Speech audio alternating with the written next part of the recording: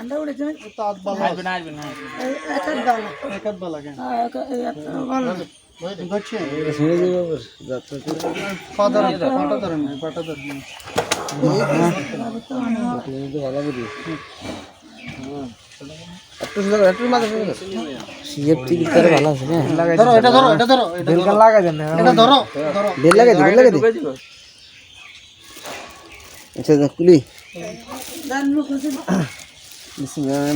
আমরা এক সেট জামা আনছি হালকা ইয়ে আনছি আনছি আমাদের সমর্থন অনুযায়ী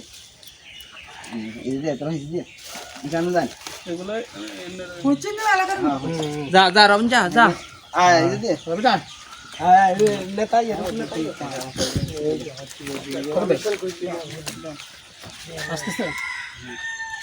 আসসালামু আলাইকুম ওয়া রাহমাতুল্লাহ।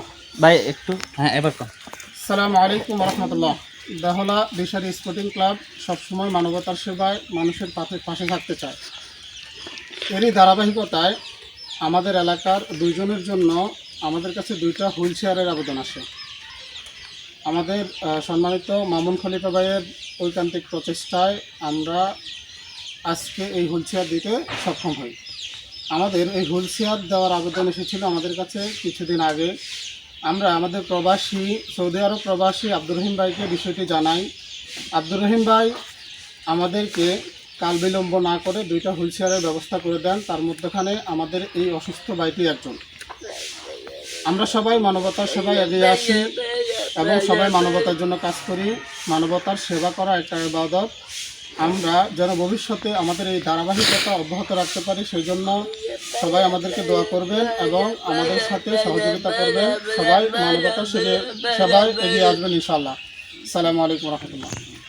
আমরা প্রতিবন্ধী সহপাঠী বলি যে আমাদের এলাকায় আসলে বিসমিল্লাহির রহমানির রহিম আমরা দেওলা দিশারি স্পোর্টিং ক্লাবের পক্ষ থেকে একটা উদ্যোগ নিই যে আমাদের এলাকায় অনেকেই প্রতিবন্ধী আছে।